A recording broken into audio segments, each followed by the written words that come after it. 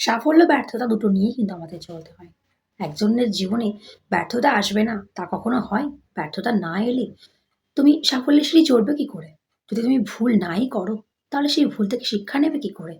আমাদের জীবনে আমরা ভুল করি এবং সেই ভুল থেকে শিক্ষা নিই এবং যাতে আমরা পরবর্তীতে আর সেই ভুলটা না করি।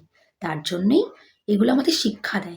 তাই প্রত্যেকের জীবনে না ব্যর্থতাকে ফেস করতেই হয়। প্রত্যেকেই এটা করে থাকে।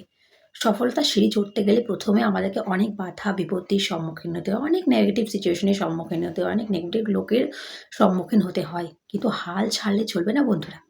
তুমি যতই নেগেটিভ লোকের কথা শুনবে, ততই তোমার মনকে স্ট্রং করবে। আমরা অনেকে করি না নেগেটিভ কথা শুনি এবং ডিমোটিভেট হয়ে পড়ি। উল্টো কাজ করো। যখন কেউ নেগেটিভ বলবে, আরো জেদ আঁকড়ে বসে থাকো।